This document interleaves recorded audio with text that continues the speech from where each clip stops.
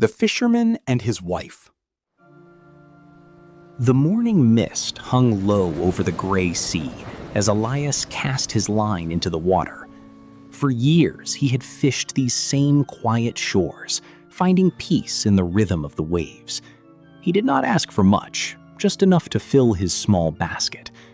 But today, the ocean felt different, heavy with a secret waiting to surface.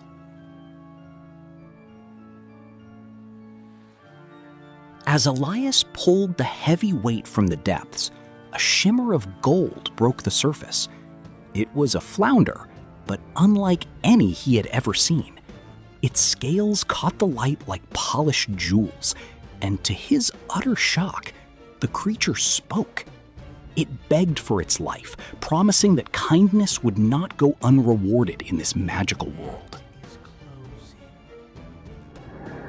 Elias was a man of soft heart, so he gently lowered the magical fish back into the cold sea.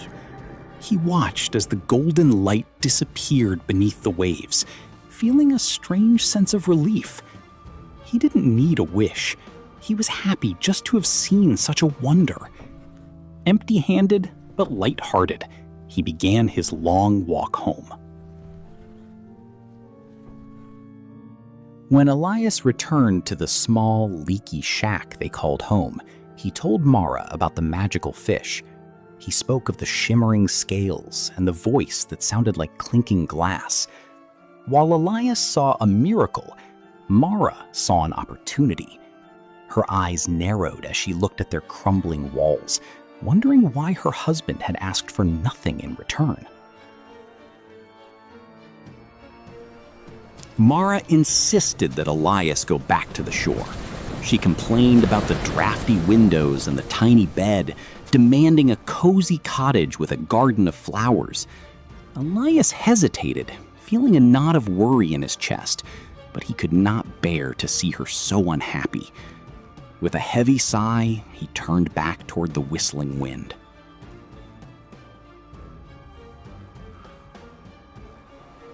Back at the water's edge, the sea no longer looked calm. The waves chopped at the wood of the pier, and the sky had turned a dull, heavy lead. Elias called out to the glimmerfish, his voice trembling slightly. To his surprise, the iridescent glow appeared almost instantly, rising from the green depths to hear the fisherman's humble request. When Elias returned to the cliffside, the old driftwood shack was gone.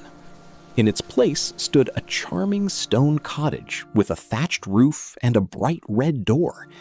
The air smelled of honeysuckle and fresh rain. It was exactly what Mara had described, a perfect little home nestled against the green hills, appearing as if by magic.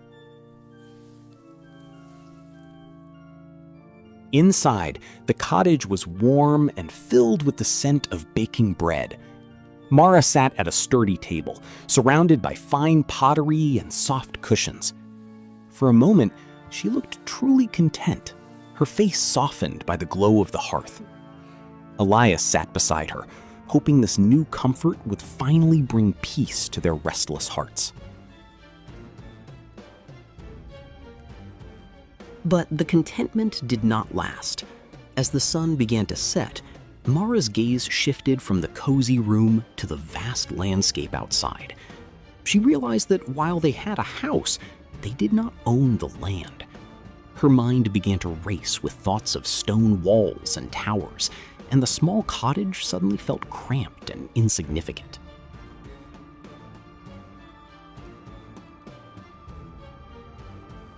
By the next morning, the walls of the cottage felt like a cage to Mara. She woke Elias with a sharp voice, insisting that a small house was not enough for someone of her stature. She dreamed of a grand stone castle with marble floors and dozens of servants. Elias pleaded with her to be happy with what they had, but her ambition was a growing storm. Elias returned to the sea with a heavy heart.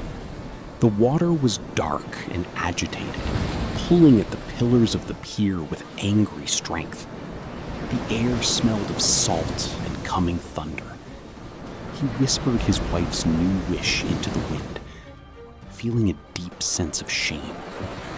He didn't want a palace. He only wanted the quiet man he used to be.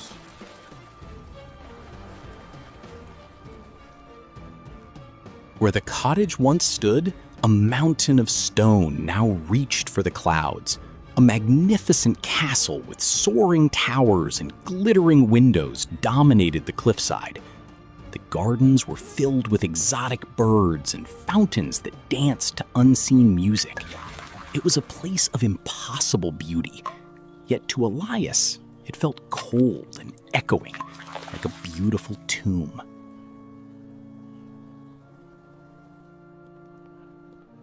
Elias found Mara in a hall so large the ceiling was lost in shadows. She sat atop a throne of gold, surrounded by silent servants who moved like ghosts. She looked regal, but her eyes remained restless, darting around the room as if searching for a flaw in the perfection. Elias felt like a stranger in his own life, standing before a queen who used to be his wife.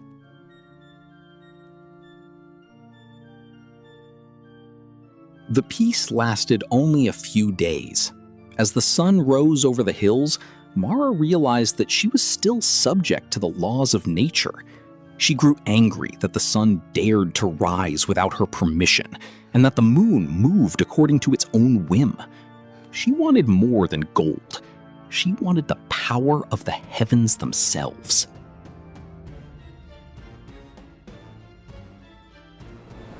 Elias returned to the sea for the final time. The sky was no longer purple. It was a terrifying, bruised black. Lightning cracked across the clouds, illuminating the churning chaos of the water. He didn't want to speak the words, but his fear of Mara's rage forced him to call out. He begged the fish to make his wife the master of the sun and moon. The ocean roared with a voice like 1,000 storms. The glimmerfish did not speak this time.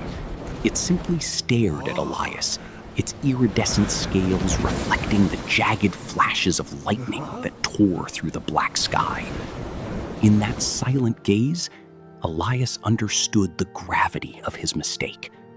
The world was out of balance, pushed too far by a heart that could never be filled. As the glimmerfish vanished into the abyss, a deafening crack echoed across the land. Elias ran back toward his home, his heart pounding against his ribs. He watched in horror as the golden gates dissolved into mist and the tall stone towers crumbled like sand. The magic was retreating, flowing back into the earth and sea from where it had been borrowed. The storm died down as quickly as it had begun, leaving behind a heavy, humid silence. Where the grand palace once stood, there was nothing but the familiar, drafty driftwood shack. Mara stood by the door, her velvet robes gone and her crown replaced by tangled hair. She looked at her husband, her face stripped of pride and filled with a sudden, quiet realization. Elias did not speak a word of reproach. He simply walked to his wife and took her cold, shaking hands in his own calloused ones. The silence between them wasn't heavy anymore. It was honest. They stood together in the mud, two small people under a vast sky, finally realizing that the greatest treasure wasn't a throne, but the quiet life they shared. The sea returned to a peaceful golden blue. Elias cast his line once more, not for a miracle, but for a meal. Mara sat beside him, watching the horizon with eyes that had finally found rest. They had nothing but their little shack and each other, and for the first time in a long time, it was more than enough.